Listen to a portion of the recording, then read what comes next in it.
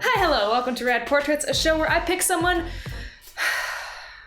A couple of weeks ago I did a portrait of Gene Wilder and everyone was like, oh, this was so touching, you know who else you should do? Robin Williams. And I said the next week I was going to do something happy. And then the next week rolled around and some stuff got in the way and we're here now, and now I'm doing it. Because you asked for it. And why did you ask for it? Because you wanted to see me not be okay. I loved Robin Williams so much. He was one of my biggest role models growing up, period. And I hope that this is sweet, I guess.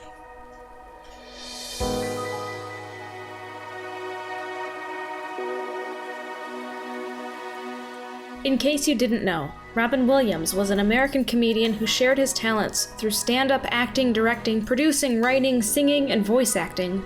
Born in Chicago, Robin moved around a lot as a young person, but he always excelled in school and theater. This excellence earned him a full scholarship to the Juilliard School in New York City. Teachers were astonished by him, classmates were in awe, and he left school early, finding that Juilliard had nothing more to teach him. Now, I'm condensing his career, which is far too vast and impactful for me to just put in this one video. The more research I do into the man, the more I realized how profound his presence was.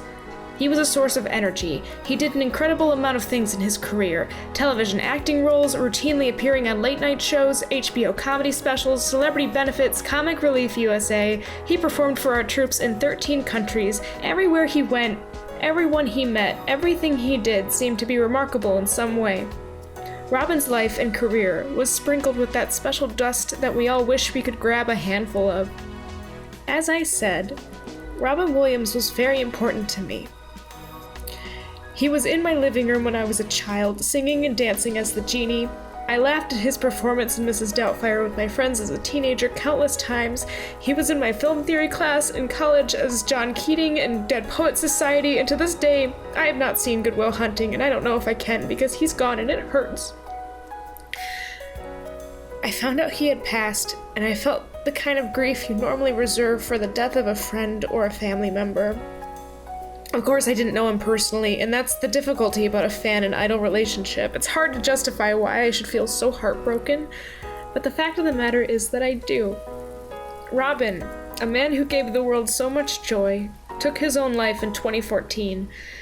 In a late 2015 interview with his widow, Susan, she revealed that he was suffering from a debilitating brain disease called diffuse Lewy body dementia. Depression was in fact only a small side effect of a much more terrible affliction that was ultimately disintegrating his mental and motor functions. My heart breaks to know that he knew he was losing his incredible mind and body. I will do my best not to let the tragedy surrounding his passing discolor the incredible amount of work that he did and gave to the world. Wherever he is now, I hope this reaches him, and I hope he is happily basking in the love and appreciation that I and so many like me have sent to him. Hi, hello, my name is Beth, and interruption! This is Rad Portraits, a show where I pick someone who's out of this world, tell you why I think they're out of this world, and then I draw them, and I try to take out a different technique every single week. Did you get that? Did you understand what I said? I didn't. Today's suggestion comes from somebody who has been commenting religiously every single week. Zoe Trombley, your dreams are coming true, girl! Your dreams! We're drawing Gillian Anderson. Is it Gillian or Gillian? I should look that up before I do this. Ooh, I was wrong. It's Gillian. Also, Duriana suggested that I do something with pixel art, so I'm combining these two. I'm putting them together. We're gonna do a pixel art Gillian Anderson. Are you excited? I'm excited. Let's do it. Go! Gillian Anderson is an American-British film, television, and theater actress who was immortalized in her role as Dana Scully on The X-Files, and will now be immortalized in that adorable 90s jacket she wore in the season 1 episode of Darkness Falls. Although she was born in Chicago, her formative years were spent in London, and when she was 11, she and her family moved back to the Americas to settle in Grand Rapids, Michigan. She was a troubled teen. Gillian experimented with drugs at a young age. She existed in the punk scene and even got arrested trying to break into her high school. After going to school for theater, she swore that she would never move to Los Angeles and she would never do TV. We all know how that turned out. At 24 years old, Gillian had the opportunity to audition for Dana Scully, and she decided to go for it because, in her words, for the first time in a long time, the script involved a strong, independent, intelligent woman as a lead character. Although there was network pressure to hire a woman with more sex appeal, showrunner Chris Carter fought for Gillian, and she was cast in one of the most influential TV shows of its time. In the 90s, we saw what was called the Scully effect, as many young women were inspired to pursue careers in science, medicine, and law enforcement as a result of seeing the aforementioned doctor do her thing on network television. Gillian continues to work, and she has more awards for her film and television roles than I knew existed, and places on plenty of the sexiest women lists. So take that, Fox executives. What I appreciate the most about Gillian, though, is that she uses her influence through activism and charity work.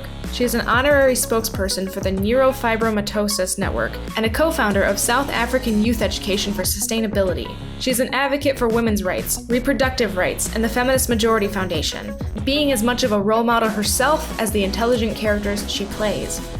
To be honest, drawing her like this is silly when I look at how dignified she is in life and everything that she's done. But you know what? This is my show, and I just need everyone to know that this was a costuming choice in 1994.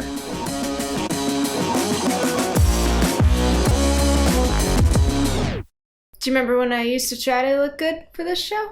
Not today! Hi, hello, my name is Beth, and this is Rad Portrait, a show where I pick somebody who I think is flawless. Tell you why I think they're flawless. Yep, I choose someone flawless.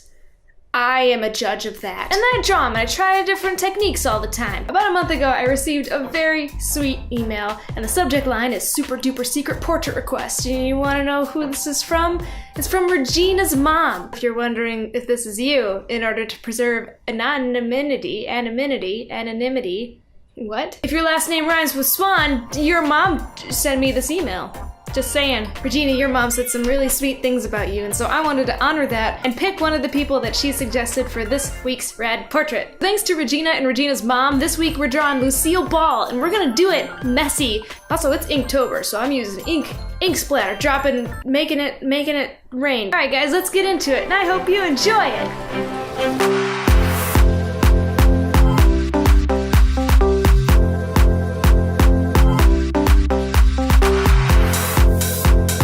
Lucille Ball, an American actress, comedian, model, film executive, and producer, this knockout of a suggestion couldn't come at a better time. It was recently pointed out that Adult Swim has the lowest number of female writers on staff of any network. Adult Swim's executive vice president and creative director Mike Lazzo spoke out about this, saying that women don't tend to like conflict. Comedy often comes from conflict, so that's probably why we, or others, have so few female projects. And ooh, that really makes my nips itch. It is absurd to think that women are somehow biologically predispositioned to not be good comedy writers. That's like saying that men don't tend to like feelings, love letters come from feelings, and so that's probably why we have so few male men. See, eat shit, Mike Lazzo, that was a play on words. I can write a joke, and I've got a cute coot by my patoot to boot. What you gonna do? In the wake of this absurd situation, we're gonna cheer ourselves up by focusing on one comedy icon, Lucille Ball, a lady who is showing the Mike Lazzos of her time that women do have a place making you laugh on your television screens. Thank you! Lucy was born in Jamestown, New York, and moved frequently as a child. The original redhead started her career in 1929 as a model, spent the next 10 years performing in choruses on Broadway, and then transitioned into minor film roles. She met and fell in love with Desi Arnaz, eloped in 1940, and through a series of events convinced CBS to let the two of them perform together as a married interracial couple on the now famous sitcom I Love Lucy, which ran for 6 seasons, and for 4 of those, I Love Lucy was the most watched show in the United States. Lucy was the first woman to run a major television studio, Desilu Productions, and I didn't know this, but Desilu Productions was the originator of the live studio audience. She's named as Time's 100 most important people of the century. She appeared on the cover of TV Guide more than any other person. She was inducted into the National Women's Hall of Fame. She's one of the top 2 50 greatest TV icons and even has 2 stars on the Hollywood Walk of Fame. As I Love Lucy ended in 1960, so did her marriage to Desi Arnaz, and a couple years later she remarried comedian Gary Morton, whom she was with until her death. Lucille Ball died at 77 of a cardiac arrest, leaving behind a legacy and living as an example for young redheads, and not redheads, everywhere. Be funny, ladies. Get out there and make them laugh. Write the stuff that you want to read, make the movies you want to watch, and be the change you want to see. If there's anything to walk away from this with, it's that message. Lucy clearly lived her life by that. You should too. Hello, my name is Beth, and this is Rad Portraits, a show where I pick someone out of pop culture who I think is a crybaby, tell you why I think they're a crybaby, and then I draw them, and I try out a new style every week. This time, I'm gonna try to only use a mouse. So if you don't have a tablet, don't have a Cintiq, this is an option, yo. And yeah, you heard right, I'm gonna do America's favorite crybaby this week. Everyone has been suggesting it since the beginning of Rad Portraits. Melanie Martinez. Okay, that's the intro. Let's get into it.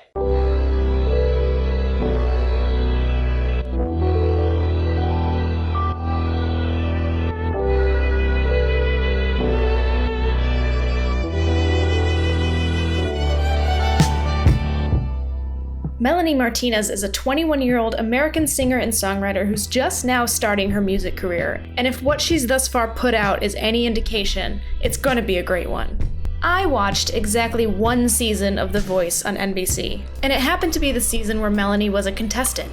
This is not me pandering. Melanie was genuinely my favorite contestant on that show. I used to go to YouTube and play her covers on repeat all the time. When I sing Toxic or Ellie Goulding's Lights, I sing it like Melanie. I don't sing it like the original singers. So I was genuinely disappointed when she didn't go all the way and was really hoping that she'd put out her own album, which she's done. Her TV debut was in 2012, and although she didn't win the show, she was signed with Atlantic Records, and now she's got one album out, which is very good, and I recommend that you take a listen. Rolling Stone describes her music as twisted lullabies of love, danger, and madness, which is spot on. Melanie is an artist who writes her own music. She storyboards, conceptualizes, art directs, as well as capital D directs her music videos. And she's only 21 years old. She's cultivating a skill set that will aid her in any future endeavor. This first album puts adult anxieties and traumas through the lens of a child, which is an incredibly wealthy way of framing a musical story. Like, there's so much that you can do with that. Her music is haunting because it holds your hand and guides you through a candy land of childhood memorabilia, whilst also whispering things about sex, drug use, and death in your ear. It's unnerving in the way that art should be unnerving. It makes you a little bit uncomfortable because you enjoy it, and that forces you to think about why. Like, can you tell I really like what she's doing? I like this girl. She doesn't wear shoes when she performs. She's got 2 baby teeth that just won't come out. She has a cheese tattoo. God, she's like a little weirdo, showing us little weirdos that we can build a world where all the little weirdos can flourish, and I'm super excited to see what she does next.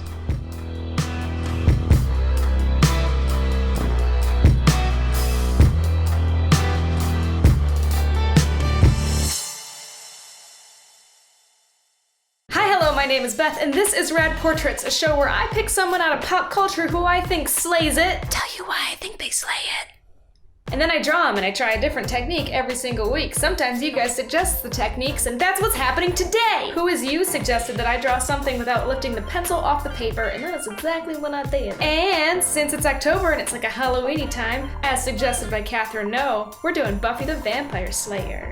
Do you get the pun that I did earlier? Do you get the pun that I did earlier?